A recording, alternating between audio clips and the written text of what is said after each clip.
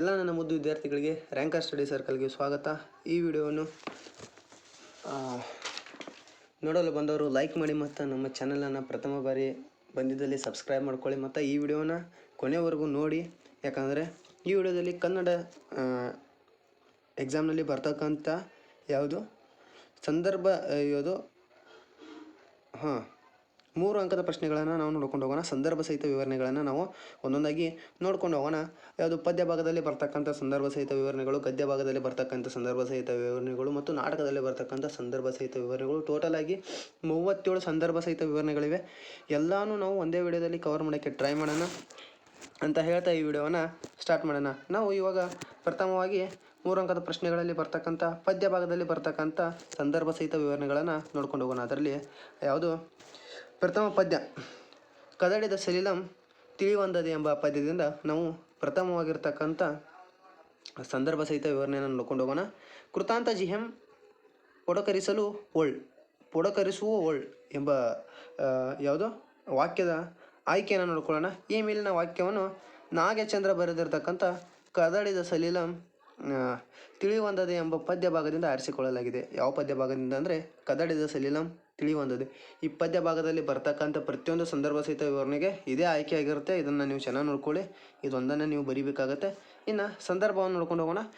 ರಾವಣನ ದೃಢ ನಿಲುವಿನ ಪ್ರಾರ್ಥನೆಯನ್ನು ಮೆಚ್ಚಿ ಬಹುರೂಪಿಣಿ ವಿದ್ಯೆ ಒಲಿದು ಬಂದ ರೀತಿಯನ್ನು ವಿವರಿಸುವ ಸಂದರ್ಭ ಯಾವುದಾಗಿತ್ತಂದರೆ ಇದನ್ನು ಯಾರು ಸಂದರ್ಭದಲ್ಲಿ ಈ ವಾಕ್ಯ ರೂಪದಲ್ಲಿ ಕವಿಯು ಚಿತ್ರಿಸ್ತಾರೆ. ಈ ವಾಕ್ಯವನ್ನು ಯಾವಾಗ ಕವಿಯವರು ಹೇಳ್ತಾರೆ ಅಂದರೆ ರಾವಣನ ದೃಢ ನಿಲುವಿನ ಪ್ರಾರ್ಥನೆಯಿಂದ, ರಾವಣನು ಒಂದೇ ನಿಲುವಿನ ಪ್ರಾರ್ಥನೆಯನ್ನು ಮಾಡೋದನ್ನು ಯಾರು ಬಹುರೂಪಿಣಿ ವಿದ್ಯೆ ಒಲಿಸ್ತೈತಿ. ಅವಾಗ ದೇವತೆ ಬಂದು ಬಹುರೂಪಿಣಿ ವಿದ್ಯೆಯನ್ನು ಹೇಳ್ತಾಳು. ಅವಾಗ ಏನು ಮಾಡ್ತಾರೆ ಅಂದರೆ ಕವಿಯು ಈ ರೀತಿ ಹೇಳ್ತಾರೆ. ಇದರದ್ದು ಸ್ವಾರಸ್ಯ ಏನಂದರೆ ಮುಂಗಾರು ಮಳೆಯ ಸಂದರ್ಭದಲ್ಲಿ ಬರುವ ಸಿಡಿಲಿನ ಆರ್ಭಟವನ್ನು, ಯಮನು ತನ್ನ ನಾಲಿಗೆಯನ್ನು ಅಲುಗಾಡುತ್ತಾ ಉಂಟಾದ ಕೋಲಾಹಲವನ್ನು ವಿವರಿಸುವ ಶಬ್ದಗಳ ನಡುವೆ ಬಹುರೂಪಿಣಿ ಪ್ರತ್ಯಕ್ಷಗೊಂಡಳು.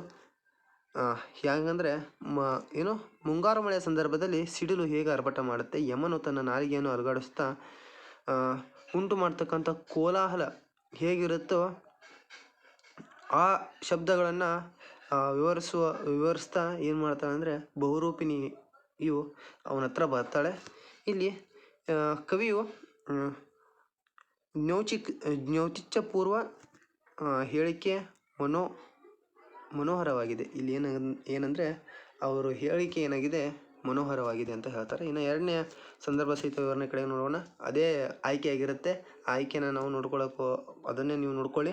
ನೆಕ್ಸ್ಟು ಇದರ ಸಂದರ್ಭವನ್ನು ನೋಡ್ಕೊಂಡು ಇದು ವಾಕ್ಯ ಯಾವುದಂದರೆ ಅಸಾಧ್ಯಮಪ್ಪಂ ಮರುವಕ್ಕಮಿಲ್ ಎಂಬ ಪದ್ಯದ ಸಂದರ್ಭವನ್ನು ನೋಡ್ಕೊಂಡು ಹೋಗೋಣ.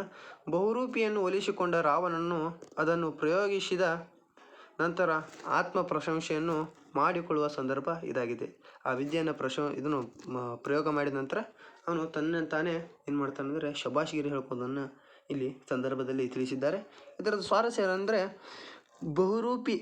ಬಹುರೂಪಿಣಿ ವಿದ್ಯೆಯನ್ನು ಪರೀಕ್ಷಿಸಿದ ನಂತರ ರಾವಣನಿಗೆ ಆತ್ಮವಿಶ್ವಾಸ ಹೆಚ್ಚಿತು. ಇದರಿಂದಾಗಿ ಆತ್ಮ ಪ್ರಶಂಸೆ ಮಾಡಿಕೊಳ್ಳುತ್ತಾ ಈ 3 ಜಗತ್ತಿನಲ್ಲಿ ನನ್ನ ಸಮಾನರು ಮತ್ತು ನನಗಿಂತ ಅಧಿಕ ಶಕ್ತಿವಂತರು ಯಾರಿಲ್ಲ ಅಂತ ಹೇಳ್ತಾನೆ. ಏನು ಮಾಡ್ತಾನೆ ಅಂದರೆ ಇದನ್ನು ಬಹುರೂಪಿಣಿ ವಿದ್ಯೆಯನ್ನು ಪರೀಕ್ಷಿಸಿದ ನಂತರ ಅವನಿಗೆ ಆತ್ಮವಿಶ್ವಾಸ ಹೆಚ್ಚಾಗುತ್ತದೆ ಮತ್ತು ಅವನಿಗೆ ಏನಾಗ್ತದೆ ಅಂದರೆ ಹೆಮ್ಮೆ ಹೆಚ್ಚಾಗ್ತದೆ. ಅದಕ್ಕೋಸ್ಕರ ಅವನು ಏನಂತ ಹೇಳ್ತಾನೆ, ಈ 3 ಜಗತ್ತಿನಲ್ಲಿ ಯಾರು ಕೂಡ ನನಗಿಂತ ಅಧಿಕವಾಗಿರ್ತಕ್ಕಂಥ ಶಕ್ತಿ ಉಳ್ಳವರು ಯಾರೂ ಇಲ್ಲ ಮತ್ತು ನನಗೆ ಸಮಾನರು ಕೂಡ ಯಾರೂ ಇಲ್ಲ ಅಂತ ಅನ್ಕೋತಾನೆ.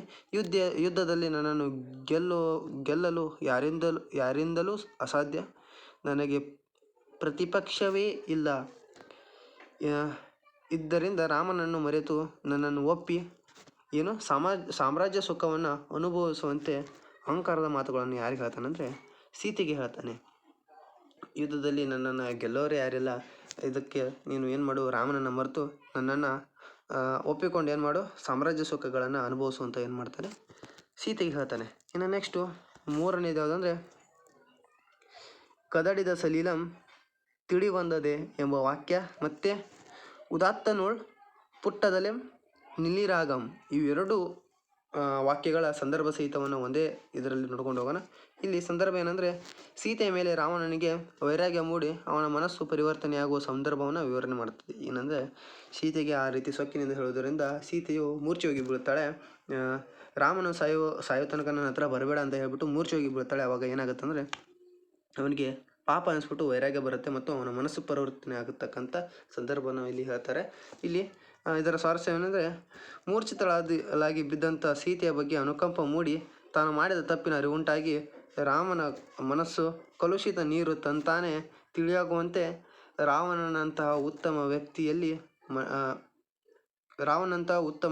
ಮನಸ್ಸು ಪರಿವರ್ತನೆ ಆಗುತ್ತದೆ ಅಂತ ಇಲ್ಲಿ ಸ್ವಾರಸ್ಯವಾಗಿದೆ.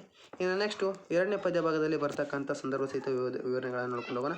ಇಲ್ಲಿ ಬಸವನವರ ವಚನಗಳಲ್ಲಿ ಬರ್ತಕ್ಕಂಥ ಸಂದರ್ಭ ಸಹಿತ ವಿವರಣೆಗಳನ್ನು ನೋಡ್ಕೊಂಡು ಹೋಗೋಣ. ಇಲ್ಲಿ ತಾನೇ ಲಘು ಮಾಡಿ ಲಘುವಾದನಯ್ಯ ಎಂಬ ವಾಕ್ಯದ ಸಂದರ್ಭ ಸಹಿತ ವಿವರಣೆಗಳನ್ನು ನೋಡ್ಕೊಂಡು ಹೋಗೋಣ. ಇಲ್ಲಿ ಉರ್ಲಿಂಗ ಪೇದಿ ತನ್ನ ವಚನಗಳಿಂದ ಏನು ಮಾಡಿದ್ದಾರೆ, ಈ ಪದ್ಯವನ್ನು ವಚನಗಳು ಈ ಪದ್ಯದಿಂದ ಆರಿಸಲಾಗಿದೆ. ಈ ವಾಕ್ಯವನ್ನು ಇಲ್ಲಿ ಉರ್ಲಿಂಗ ಪೇದಿಯವರ ವಚನಗಳಿಂದ ಆರಿಸಲಾಗಿದೆ ಅಂತ ಆಯ್ಕೆಯಾಗಿದೆ. ನೆಕ್ಸ್ಟು ಸಂದರ್ಭ, ಗುರುವಿಗೆ ಇರಬೇಕಾದ ಮೂಲ ಗುಣಗಳನ್ನು ಮತ್ತು ಗುರುವಿನ ಘನತೆಯನ್ನು ವಿವರಿಸುತ್ತಾ ಈ ಮಾತುಗಳನ್ನು ಹೇಳಿದ್ದಾರೆ. ಇನ್ನು ಸ್ವಾರಸ್ಯ ಏನಂದರೆ, ಸರ್ವಶ್ರೇಷ್ಠನಾದಂಥ ಗುರು ಲಿಂಗ ಜಂಗಮ ಮತ್ತು ಪ್ರಸಾದಗಳನ್ನು ಅಲಕ್ಷ್ಯ ಮಾಡಿ ಲಘುವಾಗಿ ವರ್ತಿಸಬಾರದು. ಗುರು ಏನು ಮಾಡಬಾರ್ದು ಅಂದರೆ, ಗುರು ಲಿಂಗ ಜಂಗಮ ಮತ್ತು ಪ್ರಸಾದಗಳನ್ನು ಅಲಕ್ಷ್ಯ ಮಾಡಬಾರದು ಮತ್ತು ಲಘುವಾಗಿ ಅಂದರೆ ಕೆಟ್ಟದಾಗಿ ವರ್ತನೆ ಮಾಡಬಾರ್ದು. ಹಾಗೆ ವರ್ತಿಸಿದವನು ಅದು ಆಚಾರ ಎನ್ನಲು ಸಾಧ್ಯವಿಲ್ಲ ಅಂತ ಆ ಗುರು ಲಘುವಾಗ್ತಾನೆ, ಅಂದರೆ ಅವನೇ ಕೆಟ್ಟವನಾಗಿ ಹೋಗ್ಬಿಡ್ತಾನೆ ಅಂತ ಹೇಳ್ತಾರೆ. ಇನ್ನು ನೆಕ್ಸ್ಟು ಮೂರನೆಯದು, ಇನ್ನು ಹುಟ್ಟದೇ ಇರಲಿ ನಾರಿಯರನ್ನವಲು. ಇದು ಕುಮಾರವ್ಯಾಸ ಬರೆದಿರ್ತಕ್ಕಂಥ ಪದ್ಯವಾಗಿದೆ. ಇಲ್ಲಿ ಎಷ್ಟು ಅಂದರೆ, ಏಳನೇದು ಯಾವುದಂದರೆ, ಹುರಿಲಿಲ್ಲ ದೊಡೆ ಕುಡಿವೆನು ಘೋರತರ ವಿಷವ ಅಂತ ಈ ವಾಕ್ಯದ ಸಂದರ್ಭ ಸಹಿತ ವಿವರಣೆಯನ್ನು ನೋಡ್ಕೊಂಡು ಆಯ್ಕೆ ಯಾವುದಂದರೆ, ಒಂದೇ ಆಯ್ಕೆ ಬರುತ್ತೆ, ಇದನ್ನು ನೀವು ನೋಡ್ಕೊಂಡು ಹೋಗ್ಬೇಕು. ಕುಮಾರವ್ಯಾಸ ಕವಿ ಬರೆದಿರ್ತಕ್ಕಂಥ ಇನ್ನು ಹುಟ್ಟದೇ ಇರಲಿ ನಾರಿಯರೆನ್ನವಲು ಎಂಬ ಪದ್ಯ ಭಾಗದಿಂದ ಇದನ್ನು ಆರಿಸಿಕೊಳ್ಳಲಾಗಿದೆ. ಇದರ ಸಂದರ್ಭ ಯಾವುದಂದರೆ, ಕೀಚಕದಿಂದ ತನಗೆ ಆದ ಅವಮಾನವನ್ನು ತಕ್ಕ ಪ್ರತಿಕಾರ ಮತ್ತು ರಕ್ಷಿಸಲು ಭೀಮನ ಸ್ಪಂದನೆಗೆ ಯಾರು ಹೋಗ್ತಾರಂದರೆ ಇವಳು ಪಾಂಚಾಲಿ ಹೋಗ್ತಾಳೆ. ಅದು ಸಿಗದಿದ್ದರೆ ಏನು ಮಾಡ್ತಾಳೆ, ತನ್ನನ್ನು ತಾನೇ ಆತ್ಮಹತ್ಯೆಗೆ ಶರಣಾಗುವಂತೆ ದ್ರೌಪದಿ ಹೇಳುವ ಸಂದರ್ಭ ಇದಾಗಿದೆ. ಸ್ವಾರಸ್ಯ ಅಂದರೆ, ಪಾಂಡವರಲ್ಲಿ ಭೀಮನು ಒಬ್ಬನೇ ಪರಾಕ್ರಮಿ. ಆತನು ಮಾತ್ರ ಈ ಕೀಚಕನನ್ನು ಎದುರಿಸಲು ಸಮರ್ಥನೆಯಿಂದ ತೀರ್ಮಾನಿಸಿ ಅವನ ಸಹಾಯವನ್ನು ಕೇಳಲು ಹೋಗ್ತಾಳೆ. ಅವನು ಎಲ್ಲರೂ ಸಹಾಯವನ್ನು ಮಾಡಿಲ್ಲ ಅಂದರೆ ಘೋರತರ ವಿಷವನ್ನು ಕುಡಿಯುವುದಾಗಿ ಅವಳು ಹೇಳ್ತಾಳೆ. ನೆಕ್ಸ್ಟು ಎಂಟನೇದು, ಹುಬ್ಬಳ ನಾಳಲಾರರಿ ಗಂಡರು ನೀವು ಬಂಡರು ಎಂಬ ವಾಕ್ಯದ ಸಂದರ್ಭವನ್ನು ನೋಡ್ಕೊಂಡು ಹೋಗೋಣ.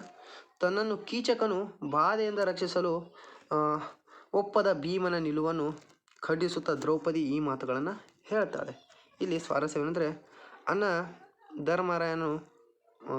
ಧರ್ಮರಾಯನ ಮಾತನ್ನು ಮೀರುವುದಿಲ್ಲ ಎಂದು ಭೀಮನು ಹೇಳಿದಾಗ ಕೆರಳಿದ ದ್ರೌಪದಿ, ಹೆಂಡತಿಯ ಮಾನರಕ್ಷಣೆಯ ವಿಷಯದಲ್ಲಿ ಒಬ್ಬನೇ ಗಂಡ ವೈರಿಯನ್ನು ಕೊಲ್ಲಲು ತಾನು ಸಾಯಲು ಯೋಚಿಸುವುದಿಲ್ಲ, ಆದರೆ ನೀವು 5 ಜನ ಗಂಡಂದಿರಿದ್ದು ನನ್ನನ್ನು ರಕ್ಷಿಸಲು ಅಸಮರ್ಥರು ಎಂದು ನಿಂದಿಸ್ತಾಳೆ. ಇನ್ನು ನೆಕ್ಸ್ಟು 4ನೇ ಪದ್ಯ ಭಾಗ, ಪಗೆಯಂ ಬಾಲಕನೆಂಬರೆ ಎಂಬ ಪದ್ಯ ಭಾಗದಿಂದ ಸಂದರ್ಭ ಸಹಿತ ವಿವರಣೆಗಳನ್ನು ನೋಡ್ಕೊಂಡು ಹೋಗೋಣ. ಇದರಲ್ಲಿ 9ನೇದು, ತೃಣವೇ ಪರ್ವತವಲ್ಲವೇ ಎಂಬ ವಾಕ್ಯದ ಸಂದರ್ಭವನ್ನು ನೋಡ್ಕೊಂಡು ಹೋಗೋಣ. ಇದರ ಸಂದರ್ಭ ಏನಾಗುತ್ತೆ ಅಂದರೆ, ಆಪತ್ಕಾಲದಲ್ಲಿ ಸಮಯಕ್ಕೆ ಸರಿಯಾಗಿ ದೊರೆತ ಸಣ್ಣ ಸಹಾಯವು ಶ್ರೇಷ್ಠವಾದುದು ಮತ್ತು ಪರ್ವದಷ್ಟೇ ಹಿಂದು ಎಂದು ಹೇಳುವಾಗ ಈ ವಾಕ್ಯವು ಬಂದಿದೆ. ಇನ್ನು ಇದರದ್ದು ಸ್ವಾರಸ್ಯವನ್ನು ಹೇಳೋಣ. ಹಸಿದವನಿಗೆ ಅನ್ನ ಸಿಕ್ಕದಂತೆ ಮುಪ್ಪಿನಲ್ಲಿ ಇರುವಂತಹ ತಂದೆ ತಾಯಿಗಳಿಗೆ ಸಲಹುವ ಮಗನಂತೆ ಒಣಗುತ್ತಿರುವ ಪೈರಿಗೆ ಮಳೆ ಆಸರೆ ಆದಂತೆ ಸಕಾಲದಲ್ಲಿ ದೊರೆಯುವಂಥ ಒಂದು ಹುಲ್ಲು ಕಡ್ಡಿಯಷ್ಟು ಸಹಾಯವು ಪರ್ವತದಷ್ಟು ದೊಡ್ಡದು ಅಂತ ಈ ಪದ್ಯದ ಸ್ವಾರಸ್ಯವು ಹೇಳಿದ್ದಾರೆ. ಇನ್ನು ನೆಕ್ಸ್ಟು ನಾವು 10ನೆಯ ಸಂದರ್ಭ ಸಹಿತ ವಿವರಣೆ ಕಡೆಗೆ ಹೋಗೋಣ. ಲೋಹದಳ್ ಮಡಿಯೇ ನಿರ್ಮಲ ಚಿತ್ತವೆಂಬ ವಾಕ್ಯದ ಸಂದರ್ಭ ಸಹಿತ ವಿವರಣೆಗೆ ಹೋಗೋಣ. ಇಲ್ಲಿ ಆಯ್ಕೆಯನ್ನು ನೋಡ್ಕೊಂಡು ಹೋಗೋಣ. ಪುಲುಗೆರೆ ಸೋಮನಾಥನ ಪಗೆಯಂ ಬಾಲಕನೆಂಬರೆ ಎಂಬ ಪದ್ಯ ಭಾಗದಿಂದ ಏನನ್ನು ಆರಿಸಿಕೊಳ್ಳಲಾಗಿದೆ, ಈ ವಾಕ್ಯವನ್ನು ಆರಿಸಿಕೊಳ್ಳಲಾಗಿದೆ. ಸಂದರ್ಭ ಏನಂದರೆ ಅಂತರಂಗ ಶುದ್ಧಿಯೇ ನಿಜವಾದ ಮಡಿ ಎಂದು ಹೇಳುವ ಸಂದರ್ಭ ಇದಾಗಿದೆ. ಏನಂದರೆ ಮನಸ್ಸಿನ ಶುದ್ಧಿಯೇ ನಿಜವಾದ ಮಡಿ ಅಂತ ಹೇಳುವ ಸಂದರ್ಭ ಇದಾಗಿದೆ. ಇನ್ನು ನೆಕ್ಸ್ಟು ಸ್ವಾರಸ್ಯವನ್ನು ಹೇಳ್ಕೊಂಡು ಹೋಗೋಣ. ಮನಸ್ಸಿನಲ್ಲಿ ಕೆಟ್ಟ ಆಲೋಚನೆಗಳನ್ನು ತುಂಬಿಕೊಂಡು ಹೊರಗೆ ಸ್ನಾನ ಮಾಡಿದರೆ ದೇಹದೊಳಗಡೆ ಕೆಸರು ಹೋಗದು. ಪರಮ ಪಾಪಿ ಪುಣ್ಯಸ್ಥಳಗಳಲ್ಲಿ ಹೋಗಿ ತೀರ್ಥ ಸ್ನಾನ ಮಾಡಿದರೆ ಅದು ಏನು ಕಾಗೆ ಮಾಡುವ ಸ್ನಾನಕ್ಕೆ ಸಮ. ಇವು ಬೇವಿನ ಹಣ್ಣನ್ನು ಬೆಲ್ಲದಲ್ಲಿ ಮುನುಗಿಸಿದರೆ ಹೇಗೆ ವ್ಯರ್ಥವೋ ಅಂತಹ ವ್ಯರ್ಥ ಪ್ರಯತ್ನಗಳು ಅಂತ ಇಲ್ಲಿ ಹೇಳ್ತಾರೆ.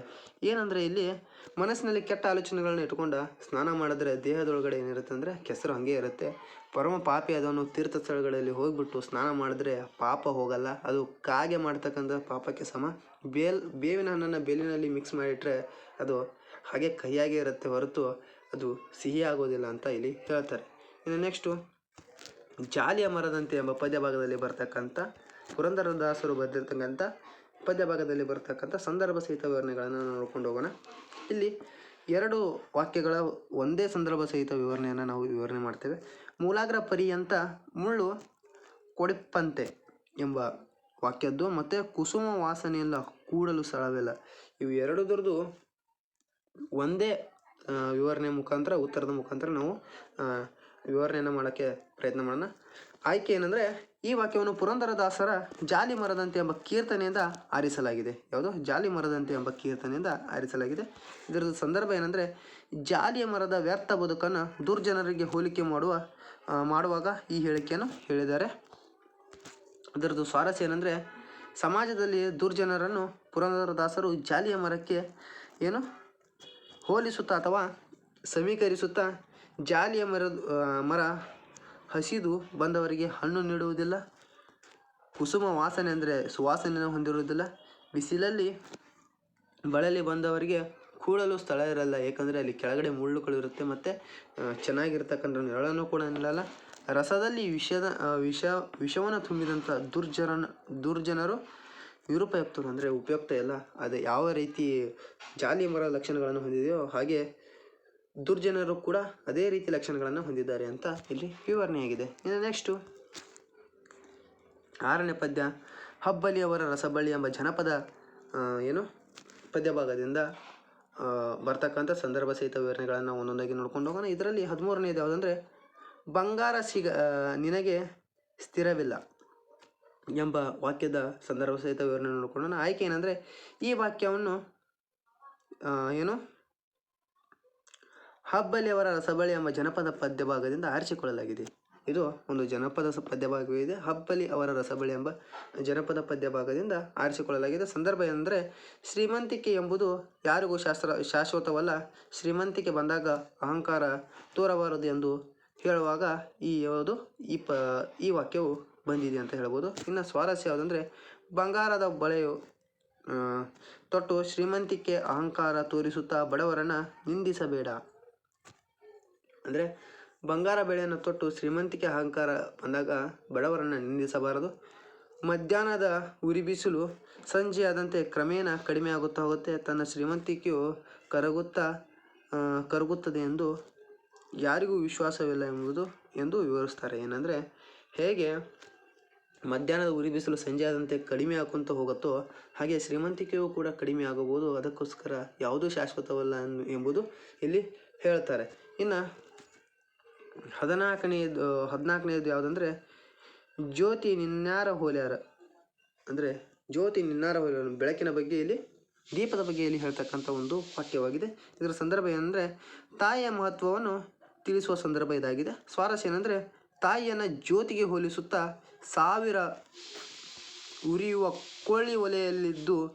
ಕೊಳೆಯಲ್ಲಿದ್ದರೂ ಒಂದು ಹಣತೆ ನೀಡುವಂತಹ ಬೆಳಕು ಅದು ನೀಡಲಾರವು ಎಂದು ತಾಯಿಯ ಮಹತ್ವವನ್ನು ಹೇಳ್ತಾರೆ. ಇಲ್ಲಿ ಏನಂದರೆ ತಾಯಿಯನ್ನು ಹಣತೆ ದೀಪ ಜ್ಯೋತಿಗೆ ಹೋಲಿಸ್ತಾ ಏನಂದರೆ ಸಾವಿರ ಕೊಳ್ಳಿಗಳು ಒಲೆಯಲ್ಲಿ ಉರಿಯುವಾಗ ಕೊಡ್ತಕ್ಕಂಥ ಬೆಳಕು ಒಂದು ದೀಪ ಕೊಡ್ತಕ್ಕಂಥ ಬೆಳಕಿಗೆ ಸಮ ಅಲ್ಲ ಅಂತ ಹೇಳುವುದು ಇಲ್ಲಿ ತಾಯಿಯ ಮಹತ್ವವನ್ನು ಹೇಳುವುದ ಇದು ಈ ವಾಕ್ಯದ ಸಂದರ್ಭ ಸಹಿತ ವಿವರಣೆಯಾಗಿದೆ. ಇನ್ನು ನೆಕ್ಸ್ಟು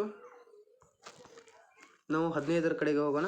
15 ತಾಯಿಲ್ಲದ ತವರಿಗೆ ಹೋಗದಿರು ನನ್ನ ಮನವೇ, ತಾಯಿಲ್ಲದ ತವರಿಗೆ ಹೋಗದಿರು ನನ್ನ ಮನವೇ ಎಂಬ ವಾಕ್ಯದ ಸಂದರ್ಭವನ್ನು ನೋಡೋಣ. ಇಲ್ಲಿ ಹೆತ್ತ ತಾಯಿ ಇಲ್ಲದಂಥ ತವರು ಮನೆ ಹೆಣ್ಣು ಮಕ್ಕಳಿಗೆ ಸಂತೋಷ ನೀಡಲಾರದು ಎಂದು ಅದು ಅವಮಾನಕ್ಕೆ ದಾರಿ ಮಾಡಿಕೊಡುತ್ತದೆ ಎಂದು ಈ ಪದ್ಯ ಭಾಗದ ಇದು ಈ ವಾಕ್ಯದ ಸಂದರ್ಭವಾಗಿದೆ. ಇನ್ನು ಇದರದ ಸ್ವಾರಸ್ಯವನ್ನು ನೋಡ್ಕೊಂಡು ಹೋಗೋಣ.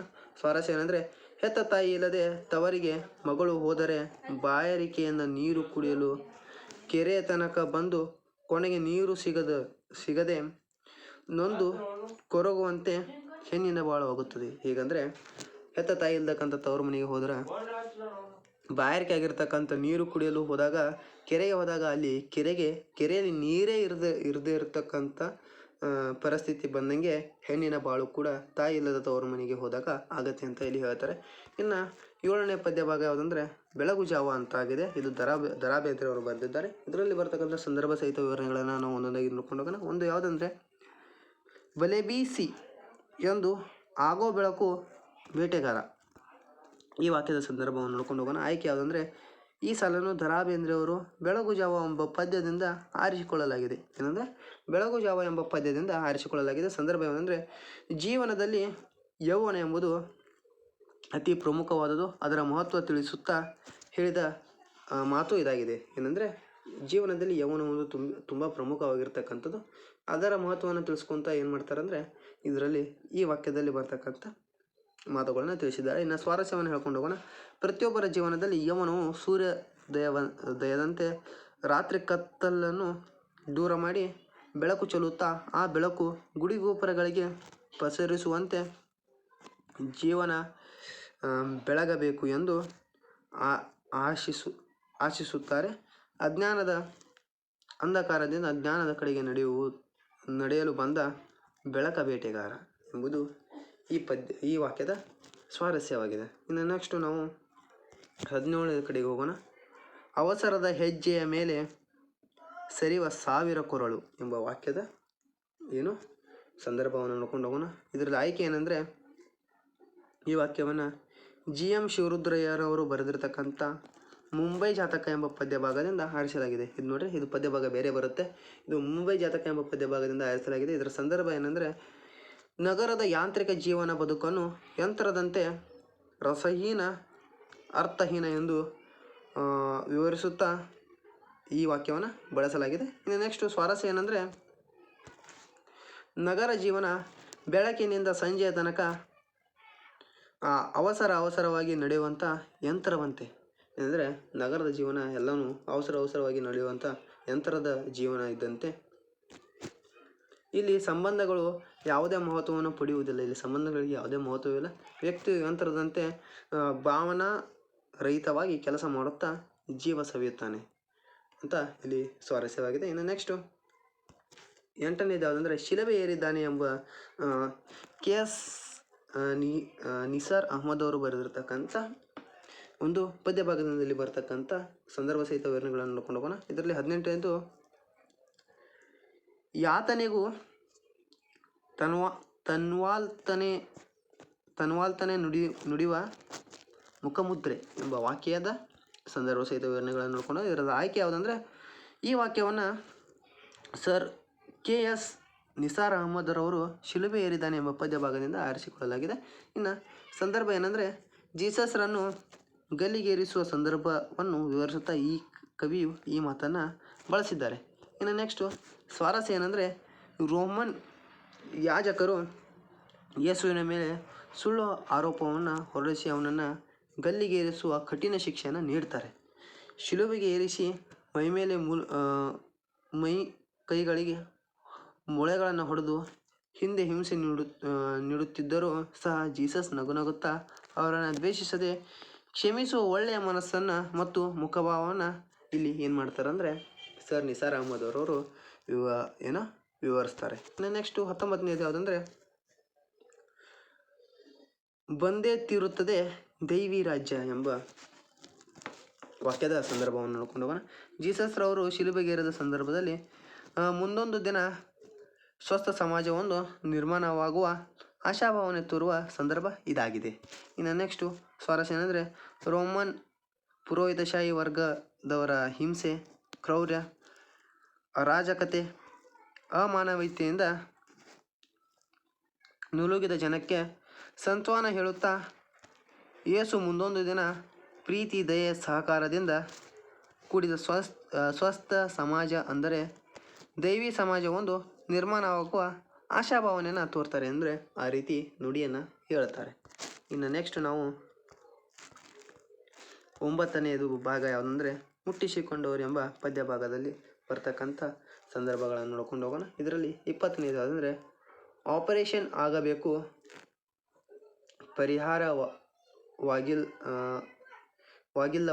ಎಂಬಂಥ ವಾಕ್ಯದ ಸಂದರ್ಭವನ್ನು ನೋಡ್ಕೊಂಡು ಹೋಗೋಣ. ಇನ್ನು ನೆಕ್ಸ್ಟು ಇದರದ್ದು ಆಯ್ಕೆ ಏನಂದರೆ ಈ ಸಾಲನ್ನು ಪಿ ಲಂಕೇಶ್ ಅವರು ಬರೆದಿರ್ತಕ್ಕಂಥ ಮುಟ್ಟಿಸಿಕೊಂಡವರು ಎಂಬ ಗದ್ಯ ಭಾಗದಿಂದ ಆರಿಸಿಕೊಳ್ಳಲಾಗಿದೆ. ಇನ್ನು ಗದ್ಯ ಭಾಗದ ಯಾವುದು ಪ್ರಶ್ನೋತ್ತರಗಳು ಸ್ಟಾರ್ಟ್ ಆಗಿವೆ. ಇದರಲ್ಲಿ ಸಂದರ್ಭ ಏನಂದರೆ ಬಸಲಿಂಗನು ತನ್ನ ಎಡಗಣ್ಣಿನ ನೋವಿಗೆ ಕೊನೆಯದಾಗಿ ಡಾಕ್ಟರ್ ತಿಮ್ಮಪ್ಪನವರ ಬಳಿ ತೋರಿಸಿದಾಗ ಡಾಕ್ಟರ್ ತಿಮ್ಮಪ್ಪ ಬಸಲಿಂಗನಿಗೆ ಹೇಳುವ ಮಾತು ಇದಾಗಿದೆ. ಇನ್ನು ನೆಕ್ಸ್ಟು ಸ್ವಾರಸ್ಯ ಯಾವುದಂದರೆ ಬಸಲಿಂಗ ಪ್ರಾರಂಭದಲ್ಲಿ ತನ್ನ ಎಡಗಣ್ಣಿನ ನೋವಿಗೆ ಎಂದಿನ ನಗರದ ವೈದ್ಯರ ಬಳಿ ತೋರಿಸಿ ಚಿಕಿತ್ಸೆ ಪಡೆದ ಕೊನೆಗೆ ಎಲ್ಲವೂ ವಾಸಿಯಾಗದೆ ತಿಮ್ಮಪ್ಪರ ಬಳಿಗೆ ಬಂದಾಗ ಅವರು ಅದನ್ನು ಏನು ಮಾಡ್ತಾರೆ, ಪರೀಕ್ಷಿಸಿ ಬಸಲಿಂಗನಿಗೆ ಈ ಕಣ್ಣು ಸರಿ ಹೋಗುತ್ತೆ, ಆದರೆ ಆಪರೇಷನ್ ಮಾಡಬೇಕು, ಪರವಾಗಿಲ್ಲವ ಎಂದು ಹೇಳ್ತಾರೆ. ಇನ್ನು ನೆಕ್ಸ್ಟು 21ನೇದು ಅಂದರೆ ಬಸಲಿಂಗ ನೀವು ತುಂಬ ಒಳ್ಳೆಯವನು ಅಂತ ಈ ವಾಕ್ಯದ ಸಂದರ್ಭವನ್ನು ನೋಡ್ಕೊಂಡು ಹೋಗೋಣ. ಸೂತಕ ಪರಿಹರಿಸಿಕೊಳ್ಳಲು ಸ್ನಾನ ಮಾಡಿರುವ ಸಂಗತಿಯನ್ನು ಮುಚ್ಚಿಡುವ ಬಸಲಿಂಗ ಸುಳ್ಳು ಹೇಳಿದ್ದಾನೆಂದು ತಿಳಿದು ಡಾಕ್ಟರ್ ತಿಮ್ಮಪ್ಪನವರು ಕೇಳಿದ ಮಾತು ಇದಾಗಿದೆ. ಸ್ವಾರಸ್ಯ ಅಂದರೆ ಹೆಂಡತಿ ಸಿದ್ಲಿಂಗಿಯ ಒತ್ತಡಕ್ಕೆ ಮಣಿದು ಡಾಕ್ಟರ್ ತಿಮ್ಮಪ್ಪನವರು ನೀಡಿದ ಸಲಹೆ ಪಾಲಿಸದೆ ತಲೆಗೆ ಬಿಸಿ ನೀರು ಸ್ನಾನ ಮಾಡಿದ ಬಸಲಿಂಗನು ತನ್ನ ಎಡಗನ್ನು ಕಳೆದುಕೊಂಡು ಕೊನೆಗೆ ತಿಮ್ಮಪ್ಪನವರ ಬಳಿ ಬಂದು ಸುಳ್ಳು ಹೇಳುತ್ತಾನೆ. ಏನು ಮಾಡ್ತಾನೆ ಅಂದರೆ ಅವನು ಸುಳ್ಳು ಹೇಳ್ತಾನೆ. ಬಸಲಿಂಗನ ಅಮಾಯಕತೆಯನ್ನು ಅರಿತು ಡಾಕ್ಟರ್ ತಿಮ್ಮಪ್ಪನವರು ಬಸಲಿಂಗನನ್ನು ಪ್ರೀತಿಯಿಂದ ಮಾತನಾಡಿಸುತ್ತಾ ನಿಜ ಹೇಳುವಂತೆ ಏನು ಮಾಡ್ತಾರೆ ಅಂದರೆ ಪ್ರೇರೇಪಿಸ್ತಾರೆ. ಇನ್ನು ನೆಕ್ಸ್ಟು 10ನೇದು ವಾಲ್ಪರೆ ಅಭಿವೃದ್ಧಿ ತಂದ ದುರಂತ ಎಂಬ ಗದ್ಯ ಭಾಗದಿಂದ ಬರ್ತಕ್ಕಂಥ ಸಂದರ್ಭ ಸಹಿತ ವಿವರಣೆಗಳನ್ನು ನೋಡ್ಕೊಂಡು ಹೋಗೋಣ. ಇದರಲ್ಲಿ 22ನೇದು ಯಾವುದಂದರೆ ಈ ಪ್ರದೇಶಕ್ಕೆ ಆಗ ಹೆಸರೇ ಇರಲಿಲ್ಲ ಅಥವಾ ಹೊರಗಿನ ಜನಪ್ರವೇಶಕ್ಕೆ ಇಲ್ಲಿ ಜಾಗವೇ ಇರಲಿಲ್ಲ. ಇವೆರಡೂ ವಾಕ್ಯದ ಸಂದರ್ಭಗಳನ್ನು ನೋಡ್ಕೊಂಡು ಹೋಗೋಣ. ಇದರದ್ದು ಆಯ್ಕೆ ಏನಾಗುತ್ತೆ ಅಂದರೆ ಈ ವಾಕ್ಯವನ್ನು ಕೃಪಾಕರ್ ಸಹಾನಿ ಮತ್ತು ಕೆ ಪುಟ್ಟಸ್ವಾಮಿಯವರು ಬರೆದಿರತಕ್ಕಂಥ ವಾಲ್ಪರೆ ಅಭಿವೃದ್ಧಿ ತಂದ ದುರಂತ ಎಂಬ ಗದ್ಯ ಭಾಗದಿಂದ ಆರಿಸಿಕೊಳ್ಳಲಾಗಿದೆ. ಇನ್ನು ನೆಕ್ಸ್ಟ್ ಇದರ ಸಂದರ್ಭ ಏನಾಗುತ್ತೆ ಅಂದರೆ ಬ್ರಿಟಿಷರ ಆಗಮನಕ್ಕೂ ಮುನ್ನ ವಾಲ್ಪರೆ ನಿಸರ್ಗ ಸಂಪತ್ತು ಮತ್ತು ಜೀವ ಸಂಕುಲ ಹೇಗಿತ್ತು ಎಂಬುದನ್ನು ಇಲ್ಲಿ ಸಂದರ್ಭ ವಿವರಣೆ ಬಂದಿದೆ. ಇನ್ನು ನೆಕ್ಸ್ಟು ಸ್ವಾರಸ್ಯ ಏನಂದರೆ ಕಾರ್ವೆರ್ ಮಾಷ್ ವಾಲ್ಪರೆಗೆ ಬರುವುದಕ್ಕೆ ಮೊದಲು ಗಗನಚುಂಬಿ ಮರಗಳಿಂದ ಕೂಡಿತ್ತು, ದಟ್ಟ ಅರಣ್ಯವಾಗಿತ್ತು, ಸೂರ್ಯಕಿರಣಗಳು ಭೂಸ್ಪರ್ಶ ಮಾಡಲು ಹರಸಾಹಸ ಪಡಬೇಕಾಗಿತ್ತು, ಮತ್ತು ಅನಂತವಾದ ಹುಲ್ಲುಗಾವಲು ಹಳ್ಳಕೊಳ್ಳಗಳಿಂದ ಕೂಡಿರ್ತಕ್ಕಂಥ ಸಂಪದ್ಭರಿತವಾದಂಥ ಅರಣ್ಯವನ್ನು ಅದು ಹೊಂದಿತ್ತು ಅಂತ ಇಲ್ಲಿ ಹೇಳ್ತಾರೆ. ಇನ್ನು ನೆಕ್ಸ್ಟು 23ನೇದು ಹಾಡುವುದು ಅವುಗಳಿಗೆ ಅನಿವಾರ್ಯ, ಅವುಗಳ ಕರ್ಮ ಅಂತ ಇಲ್ಲಿ ಹೇಳಿದ್ದಾರೆ. ಇದರ ಸಂದರ್ಭ ಏನಾಗುತ್ತೆ ಅಂದರೆ ವಾಲ್ಪರೆ ಅರಣ್ಯ ಆಧುನೀಕರಣದ ಪ್ರಭಾವದಿಂದ ನಾಶ ಹೊಂದಿ ಅಲ್ಲಿನ ಜೀವ ಸಂಕುಲಕ್ಕೆ ಉಂಟಾದ ನಷ್ಟ ವಿವರಿಸುವ ಸಂದರ್ಭ ಇದಾಗಿದೆ. ನೆಕ್ಸ್ಟ್ ಇದರ ಸ್ವಾರಸ್ಯ ಏನಂದರೆ ವಾಲ್ಪರೆ ಅರಣ್ಯದ ನಾಶದಿಂದ ಅಲ್ಲಿರ್ತಕ್ಕಂಥ ಜೀವ ಸಂಕುಲಗಳಲ್ಲಿ ವಿಶಲಿಂಗ್ ತ್ರಕ್ಷ್ ಎಂಬ ಹಕ್ಕಿಯ ಸಂತತಿಯು ಬಂದು ಇದು ಕಲ್ಲು ಬಂಡೆಯ ನಡುವೆ ಸ್ವಚ್ಛವಾಗಿ ಹರಿಯುತ್ತಿರುವ ನೀರನ್ನು ಕುಡಿದು ಹಾಡುತ್ತಿದ್ದ ಪಕ್ಷಿ ಇಂದು ಕೈಗಾರಿಕೆಗಳಿಂದ ಬರ್ತಕ್ಕಂಥ ಕೊಳಚೆ ನೀರಿನಲ್ಲಿ ಕುಳಿತು ಹಾಡುವ ದುಸ್ಥಿತಿ ಬಂದಿದೆ ಅಂತ ಇಲ್ಲಿ ಕವಿಯು ವಿವರಿಸ್ತಾರೆ. ಇನ್ನು ನೆಕ್ಸ್ಟು ನಾವು 11ನೇ ಗದ್ಯ ಭಾಗ ಅಂದರೆ ಆಯ್ಕೆಯಿಂದ ನನ್ನ ಕೈಯಲ್ಲಿ, ಆಯ್ಕೆಯಿಂದೇ ನನ್ನ ಕೈಯಲ್ಲಿ ಎಂಬ ಏನು ನೇಮಿಚಂದ್ರ ಅವರು ಬರೆದಿರ್ತಕ್ಕಂಥ ಗದ್ಯ ಭಾಗದಿಂದ ಬರ್ತಕ್ಕಂಥ ಸಂದರ್ಭ ಸಹಿತ ವಿವರಣೆಗಳನ್ನು ನೋಡ್ಕೊಂಡು ಹೋಗೋಣ.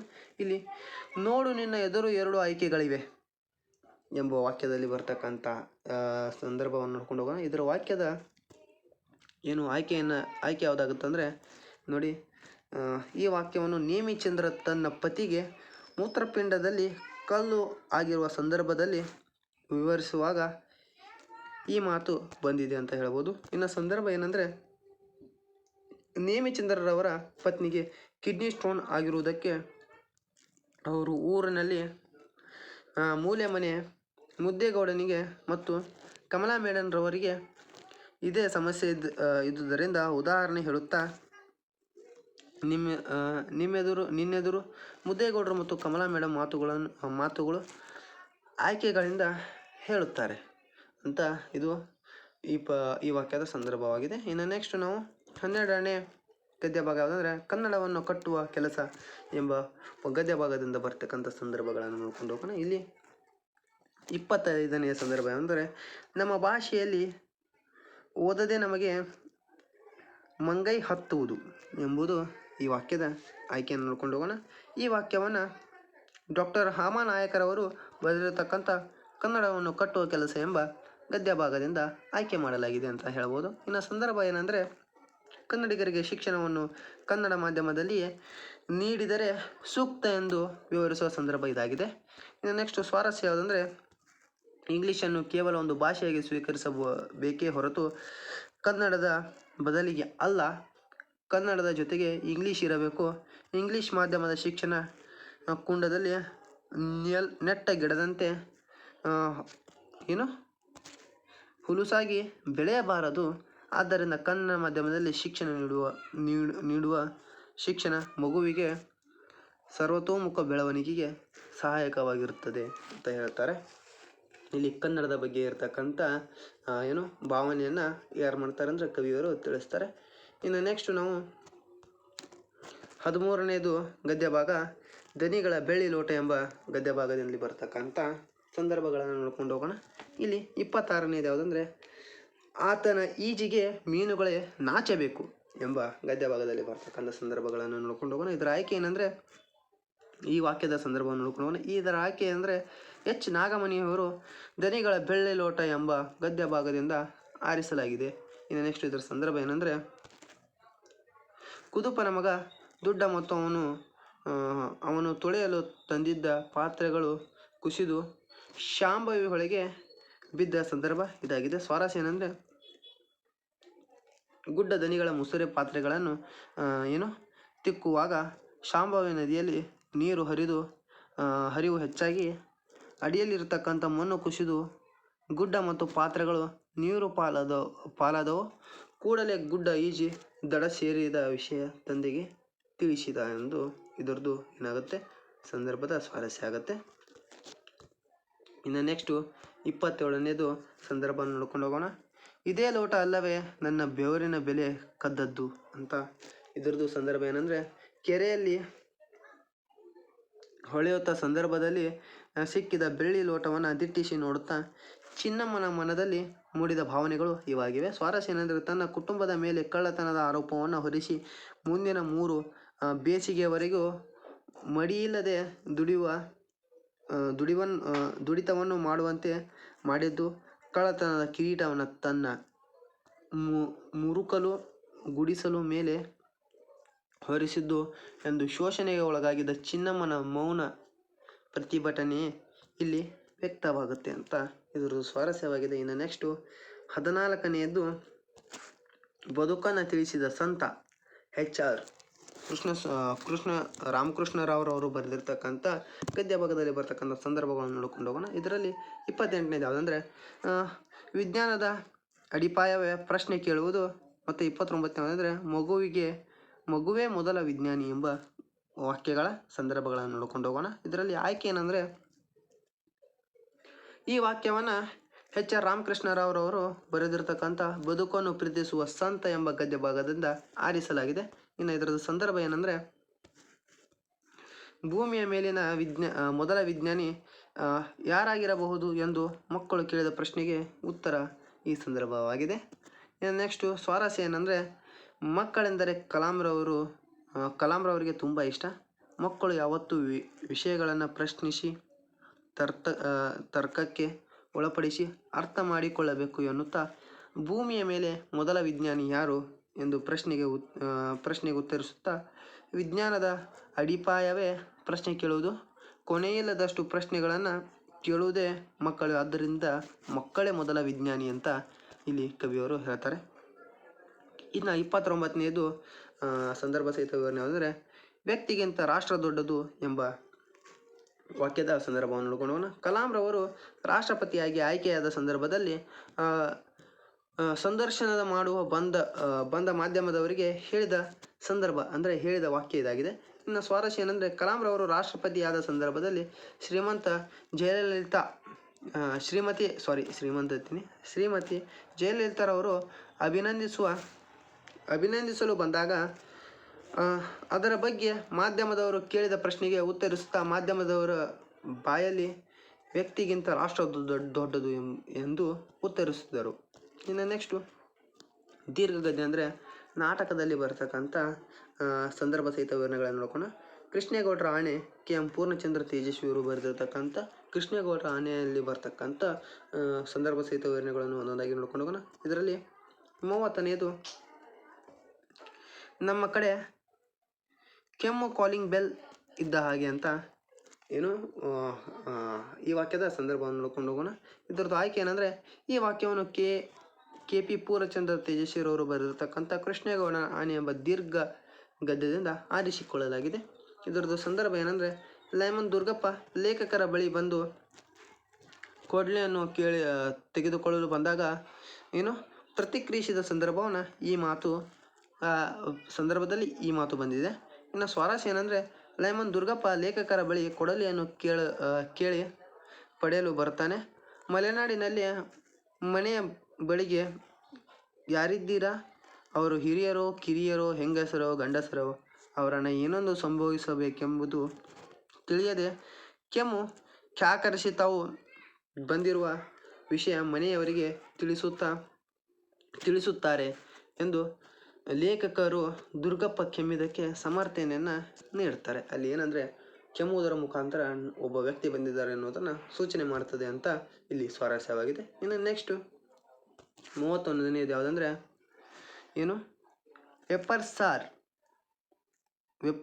ವೆಪನ್ ನನಗೆ ಮುಖ್ಯ ಅಂತ ಇಲ್ಲಿ ಈ ವಾಕ್ಯದ ಸಂದರ್ಭವನ್ನು ನೋಡ್ಕೊಂಡಾಗ ಇದರ ಸಂದರ್ಭ ಏನಂದರೆ, ಲೇಖಕರು ಕೊಡಲಿಯನ್ನು ಪಡೆಯಲು ಫಾರೆಸ್ಟರ್ ನಾಗರಾಜ ಆಫೀಸಿಗೆ ಬಂದಾಗ ಲೇಖಕರಿಗೆ ನಾಗರಾಜ ಉತ್ತರಿಸಿದಂಥ ಸಂದರ್ಭ ಇದಾಗಿದೆ. ಸ್ವಾರಸ್ಯ ಏನಂದರೆ, ದುರ್ಗಪ್ಪ ಲೇಖಕರ ಕೊಡಲಿಯಿಂದ ಶಿವೇಗೌಡರ ಸಾಮಿಲ್ಲಿನ ಬಳಿ ಮುರಿದು ಬಿದ್ದಂಥ ಮರ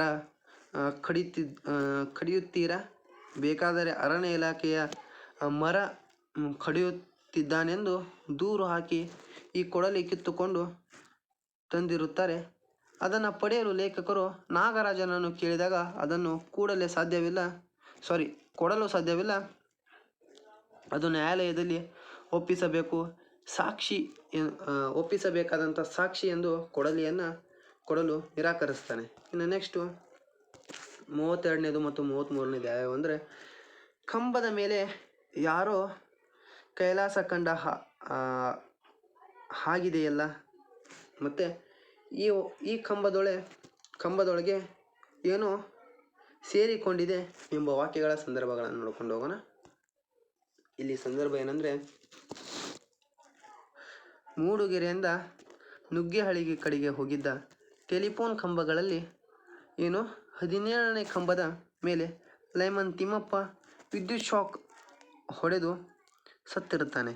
ಇದನ್ನು ಗೊತ್ತಿಲ್ಲದೆ ಜೂನಿಯರ್ ಇಂಜಿನಿಯರ್ ರಮೇಶ್ ಬಾಬು ಮತ್ತು ಲೈಮನ್ ಶಂಕರ್ ಅವರು ರಿಪೇರಿಯ ಭಂಗಿಯಲ್ಲಿ ಕುಳಿತಿರುವುದನ್ನು ನೋಡಿ ತಿಮ್ಮಪ್ಪನನ್ನು ಮಾತನಾಡಿಸ್ತಾನೆ.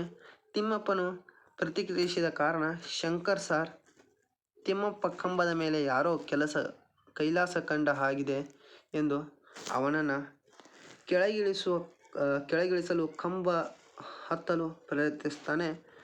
ಕಂಬ ಮುಟ್ಟಿದ ಕೂಡಲೇ ಅವನಿಗೆ ಕರೆಂಟ್ ಶಾಕ್ ಹೊಡೆದು ಕಂಬದೊಳಗೆ ಏನೋ ಸೇರಿಕೊಂಡಿದೆ ಎಂದು ಗಾಬರಿಯಿಂದ ದೂರ ಸರಿತಾನೆ. ಇನ್ನು ನೆಕ್ಸ್ಟು 34ನೇದು ಆನೆ ಬೇಲಿ ದಾಟಿ ಹೋಯ್ತು ಸಾರ್ ಎಂಬ ವಾಕ್ಯದ ಸಂದರ್ಭವನ್ನು ನೋಡ್ಕೊಂಡು ಹೋಗೋಣ. ಗಾಡ್ ರಾಮಣ್ಣ ಮತ್ತು ಫಾರೆಸ್ಟ್ ನಾಗರಾಜ್ ಇಬ್ಬರು ಕೃಷ್ಣೇಗೌಡರ ತೋಟದ ಅಂಚಿನಲ್ಲಿ ಬುರುಗದ ಮೇರೆ ಕೆಳಗೆ ಶಿಕಾರಿ ಗಂಡಿಯಲ್ಲಿ ಆನೆಗಾಗಿ ಕಾಯುತ್ತಾ ಕುಳಿತಿದ್ದರು. ಇನ್ನು ಬೇಲಿ ದಾಟಿ ಹೊರಗೆ ಬಂದರೆ ಕೃಷ್ಣೇಗೌಡರ ಆನೆಯನ್ನು ಹೊಡೆದು ಸಾಯಿಸಲು ಕಾಯುತ್ತಿದ್ದ ನಾಗರಾಜನಿಗೆ ಆನೆ ಬೇಲಿ ದಾಟಿ ಹೋದ ವಿಷಯವನ್ನು ಗಾಡ್ ರಾಮಪ್ಪ ಬಂದು ತಿಳಿಸ್ತಾರೆ. ಆಗ ಆನೆ ಹೋದ ದಾರಿಯನ್ನು ಕೇಳುತ್ತಾ ನಾಗರಾಜ ಕಾಡಿನೊಳಕ್ಕೆ ಆನೆಯನ್ನು ಕೊಲ್ಲಲು ಹೋಗ್ತಾನೆ.